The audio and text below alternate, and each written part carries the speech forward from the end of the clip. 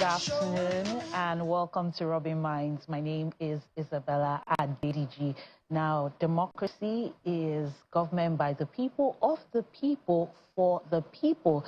And while in Nigeria we have the APC elected, we still have other parties, which means that some people came out to the polls and voted for other parties. But when you look at the recent polls, you begin to wonder, what is the opposition doing? Where are these parties when you need them the most? The role they're supposed to play in holding this present administration accountable, they are not able to do that. And that's because there's a lot of internal crisis in some of the major opposition parties. And this doesn't favor a democracy where people's interests need to be represented and there needs to be checks and balances, right? So we're going to look at some of the internal issues, some of the issues going on with these parties and how it's affecting the polity, how it's affecting the politics and the electorate. Now, joining me here in the studio is a public analyst, Leonard Ebute. Welcome to Rubbin'minds. Thank you, Isabella. Happy to be here. And we also have joining us via Zoom an author and development economist, Seun Awogbenle. Seun, welcome to Rubbin'minds. It's good to see you again, Isabella. It's my pleasure to be here. Thank you. So I'll start with you, Leonard. Now, we look at the opposition party. The APC is the ruling party, but once upon a time, they were in the opposition, and they must have done something right to now become the ruling party. Do you see the current opposition parties getting their act together, or are they blinded by all the internal politics that they're not able to hold this government accountable? Well, once again, happy to be here. The thing is this: if we go back 2014, right, there was no APC. In 2014, early the conversation started happening and there was an amalgamation of interest groups, and the singular objective of that, those interest groups was to seize power, right? Ultimately, that is what political parties want to have, to be in power. Now they succeeded because also, as at the time, if you recall, the PDP, who had ruled since 1999, was in crisis. A lot of governors were decamping last minute to join this new amalgamation.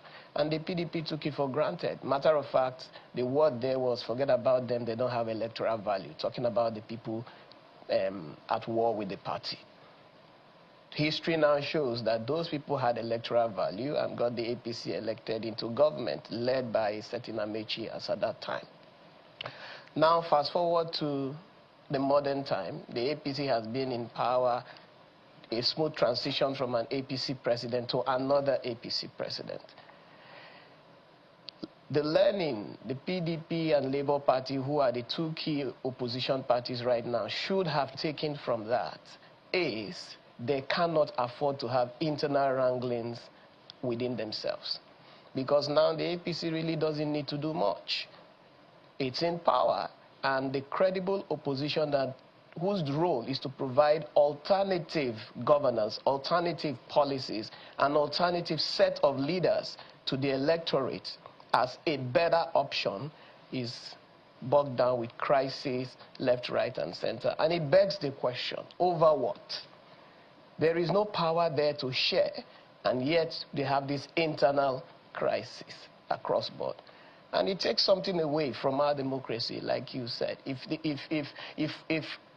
an avenue for elevating the standard does not exist, then the status quo becomes the only option, and therefore complacency sets in. Okay. I'm going to move to Seun, and I want to get your views on where the electorate stands. Do we see the possibility of having our voices heard and what we're feeling communicated by these opposition parties? Or are these opposition parties too busy amongst themselves trying to settle whatever internal ranklings that they're not able to get back to the people, be in one with the people, and like Leonard said, have that mindset of seizing power, getting back into office?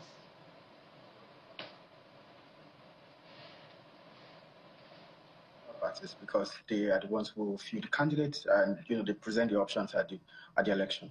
So when you look at it more fundamentally, you're talking about the challenge of a lack of commitment to a sense of higher purpose or ideal. You find that most people who, when you actually do join a political party, you're meant to join the political party because you share the conviction of that party and you share the values of that party. Whereas what drives most people in other parts of the world is that sense of commitment to a higher purpose. But what you do find that is that in Nigeria, what drives most political players, it's not a sense of commitment to any higher purpose or ideal. It is essentially the desperation to seize and control power.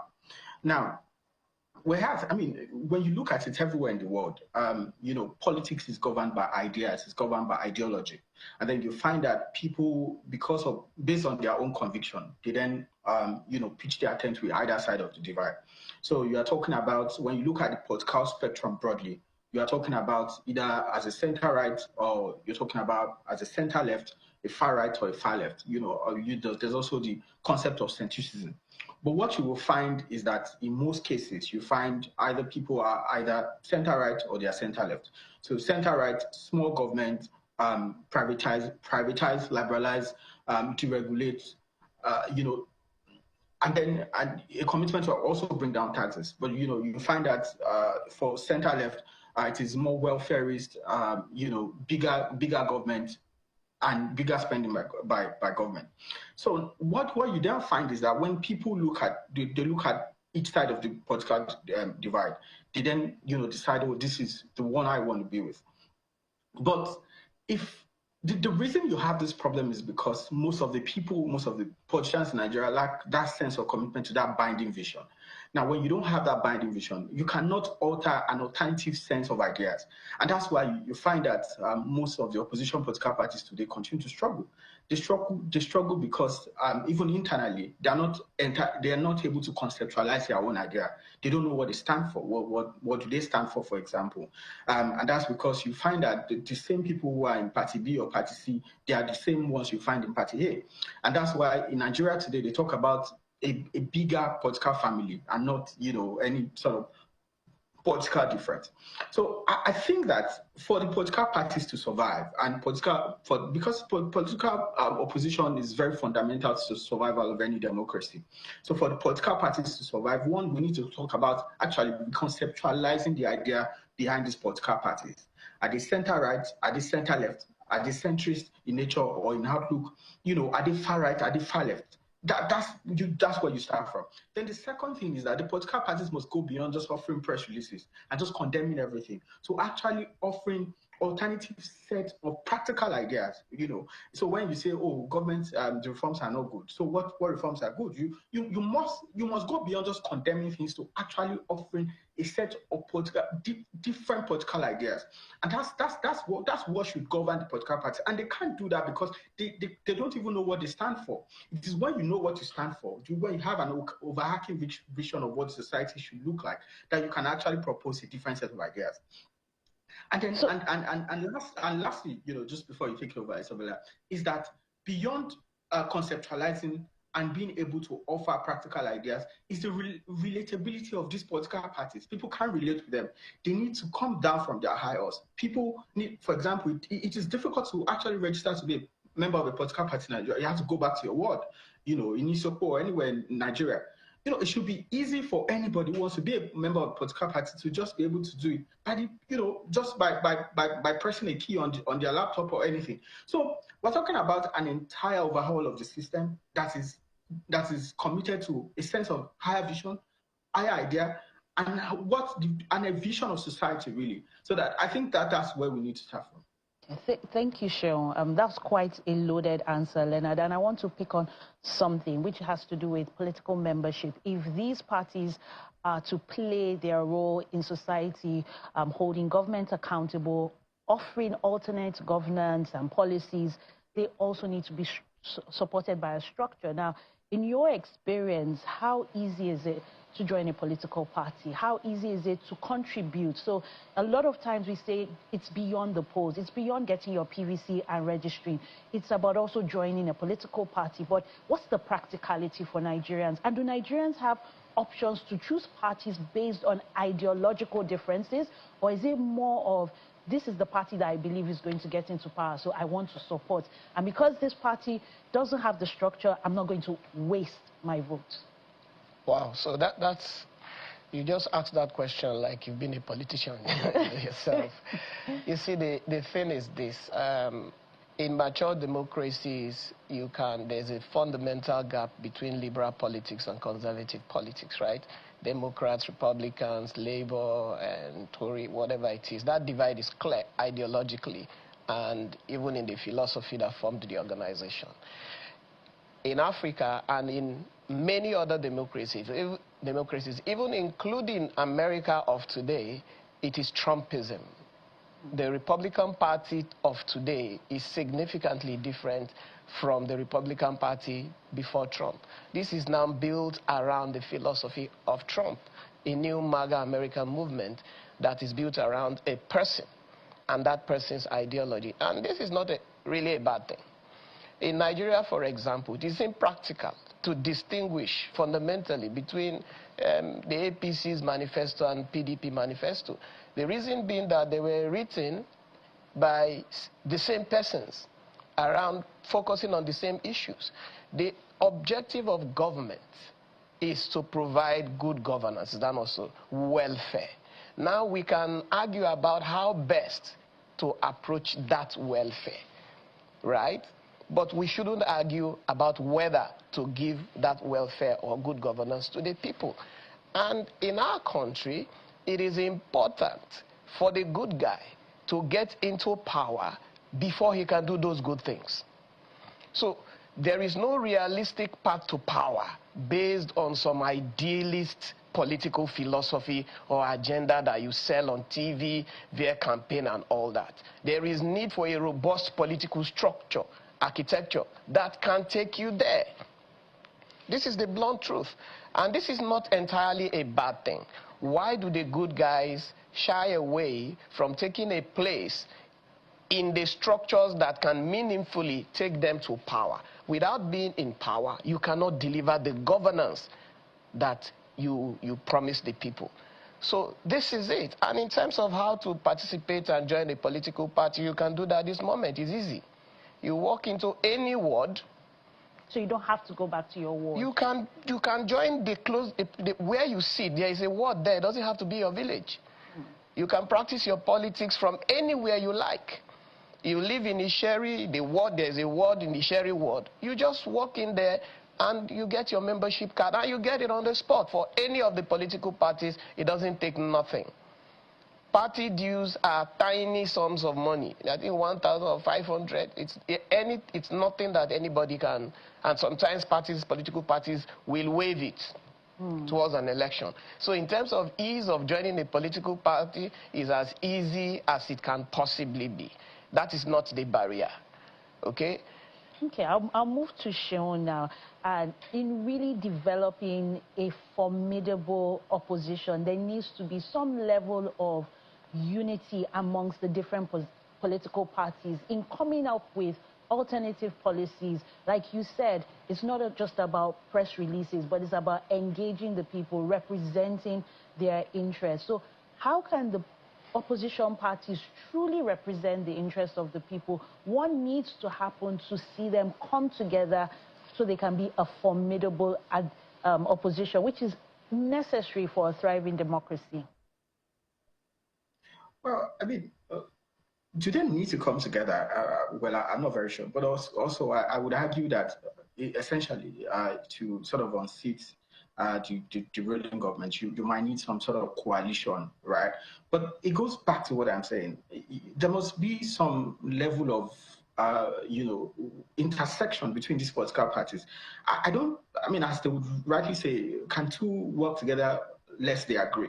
If the political parties don't share the same conviction, if they don't share the same idea, if they don't share a sense of what the society should look like. If you don't share this interest, I think it will be difficult to say, they should coalesce into a political party, because what you are then likely to have is a problem in the end. They would win the election, but they will find it difficult to govern, as you probably currently see. So the point is that you need to define what the political parties stand for.